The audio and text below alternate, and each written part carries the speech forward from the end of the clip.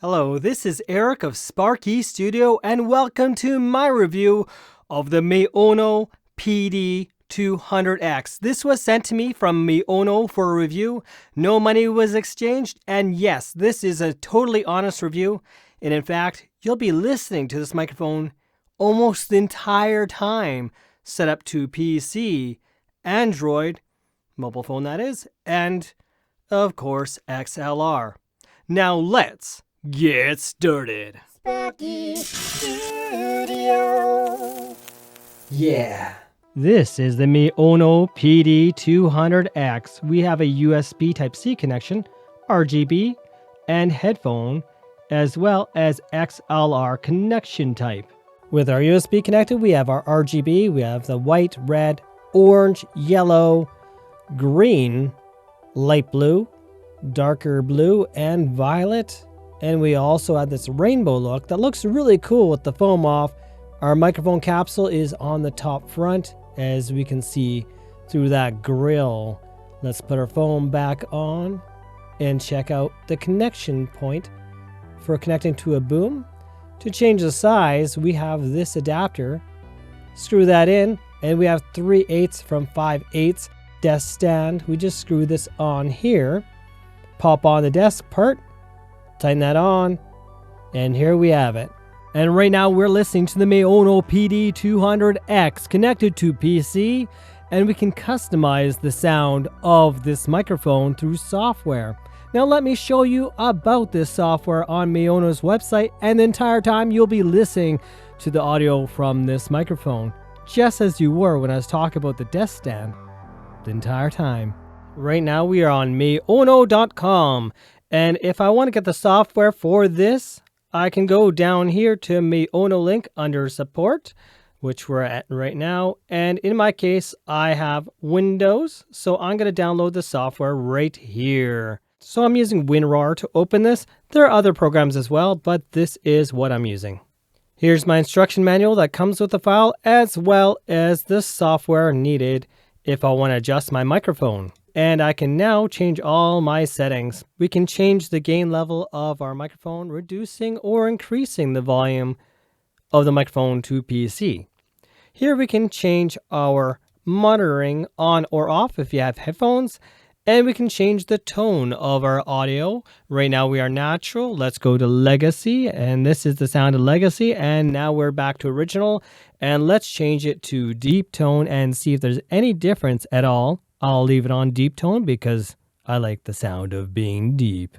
Now, RGB on or off is an option here as well, is including color selection. On advanced side, we have basically the same settings, but we have a couple others, like equalizer. This is flat, high pass filter.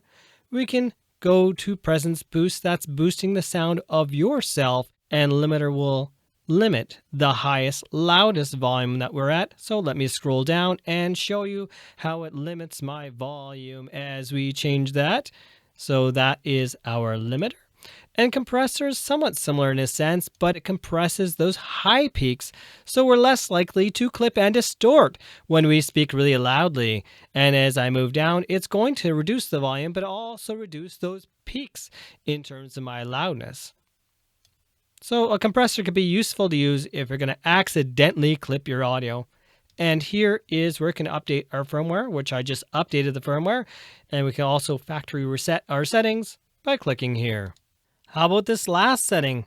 It is high pass filter plus presence boost combined into one, and that is what we're hearing right now. How am I coming through? I'm using the Open Camera app because some Android phones, such as this one, has horrible audio naturally and is very hissy.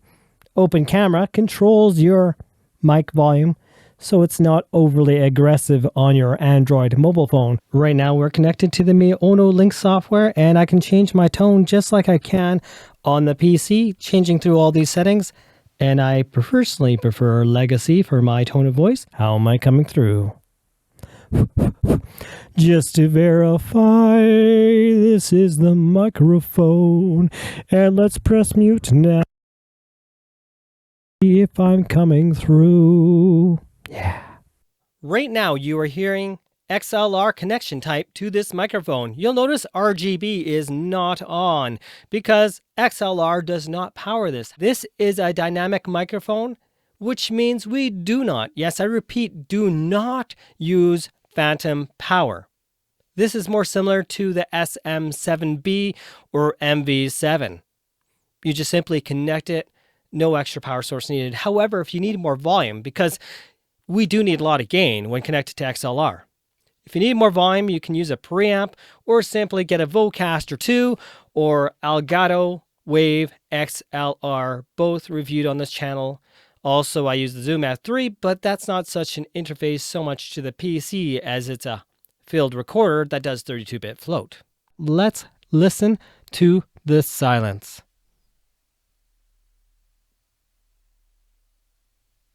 Okay.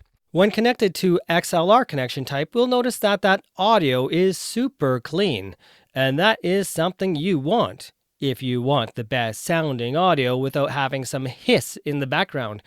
I don't know about you, but it tends to be bothersome and distracting when I hear this in the silence of videos. Now, if you have clean audio in the first place, there's no need to edit that out, and you can just simply record and be done with it. This is the included cable. This microphone uses a USB Type-C, which is right here, and we have a USB Type-A to C, so we have extra compatibility. Normally this side goes to the PC because it's both connections and look kind of funny on this microphone side. And sadly, for the recording, I did connect this side, and you'll see that this little thing is flipping around, so that was the wrong way to do it, but it still works either way. This cable is about 8 feet in length, or about 2.5 meters long. There's something called SPL, and it's 130 SPL or greater, which means I should be able to yell as loud as I want without distorting the microphone. So let's try this. Hi, this is a test of the microphone! And this 32-bit float should be able to restore the audio without it being destroyed. Let's check it out. Well, you just did check it out. So if it sounded proper, that means it didn't distort. Let me connect this right now while we're speaking to my PC. I'm still connected to XLR, but now that USB power is connected, I can now control my RGB. Still, my volume level is not going to change, like I was saying earlier, and there's no mute button except through the audio interface when connected to XLR. When I'm back to USB, I can change that and everything changes. Now let's switch over to that USB connection type. Right now we are connected to USB, but you notice I still have the XLR connected. Yeah, I can still get audio through USB at the same time when recording, and I can actually record both to my camera and to my USB. If that was a question of yours, it's now answered. Now, why might I be doing that right now? Because I can now sync up. Yes, I can now match up the audio in Edit and simply line up my audio sources and let DaVinci Resolve align the audio. Now, let's listen to the silence when using USB. Just for a moment. So let's listen to that silence.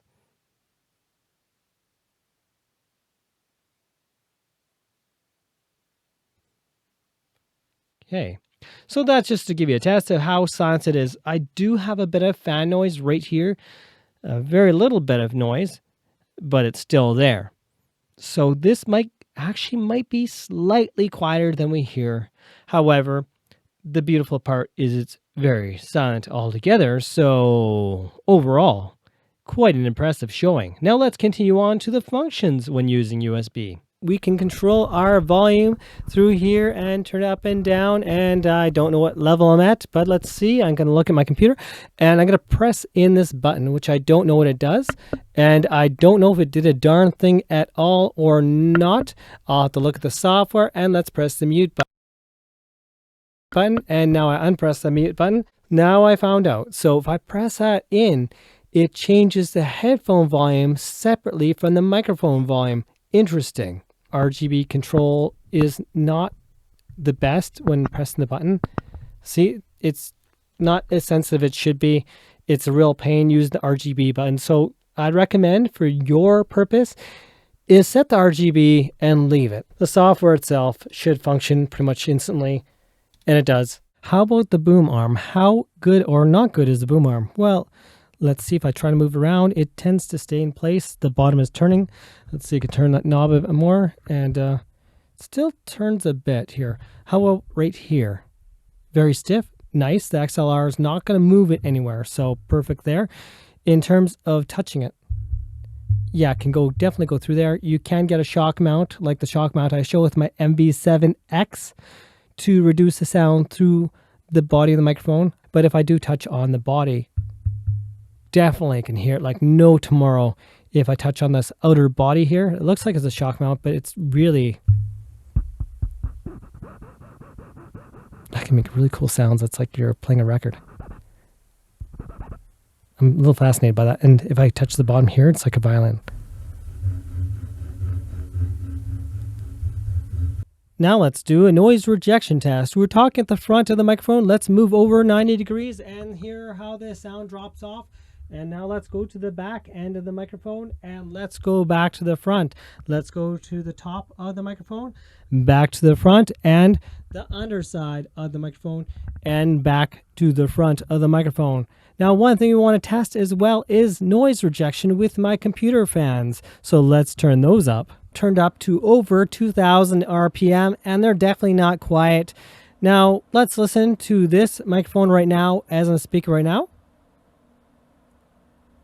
Let's hear how the sound is when I face towards those fans using this microphone.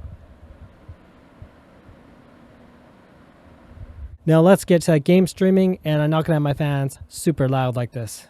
That'd be crazy. Right now we're playing the game High on Life, and I'm trying to figure my way around this game, and it's not so easy for me. But let's see if we can get this. Can we live this time? Okay.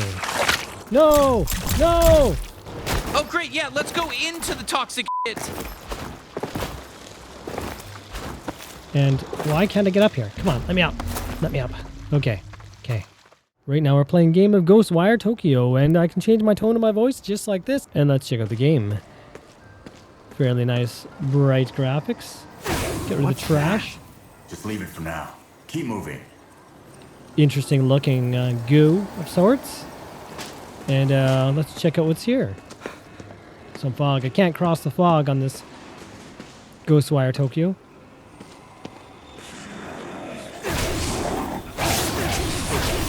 No umbrellas. No umbrellas allowed.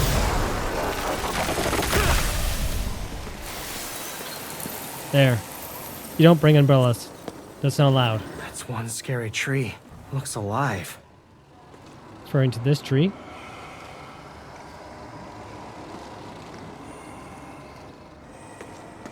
And is there anything around here? Fog. Not across the fog. Trap you in the game. I want your groceries.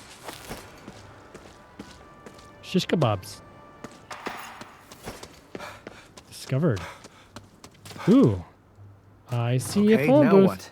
Pick up the receiver. I'll connect us. And call Ghostbusters. What are my thoughts on this microphone? When it comes down to it, I can use it just above my head as a studio mic if I choose to do so. With USB, I have plenty of volume. In fact, I find I have more than even I can with my Vocaster 2, and the audio is silent. It's really not hissy when you turn up the volume like it is with most microphones. So that is absolutely impressive. If I were to choose any microphone I reviewed connected to USB, it's this one. For XLR, there are other options as well, but the price range of some of those microphones is astronomical, though it also rejects sound around it very well. When I did the fan test of my computer fans running at over 2,000 RPM, even when facing the microphone towards it and away from it, it rejects noise marvelously. And if you don't have the microphone very loud and you talk closer to it, you are going to get less fan noise. However, if we speak too close, we are going to get some noise of plosives, like as if I go like this and I, you know, I get that little kind of annoying sounds, my breathing, all the more that if I'm down here, but it does get nice bold sound when being up close. with any microphone, talking up close is the best thing to do. Set up as close as you can or as close as you want for your particular situation and give yourself the best audio possible. Please leave a like and subscribe, help this channel grow, and don't forget to comment below what are your thoughts on this microphone, and is there other tests? Are there other tests you'd like to see? And if you're wondering, can I connect it to this device or that device? I have something in my playlist called Hot Tips, where I connect different devices to different devices. So if you're wondering, can you make it wireless? I'll give you a hint. Yes, you can. It's in my playlist. Anyways, thanks for watching and have yourselves a most wonderful day.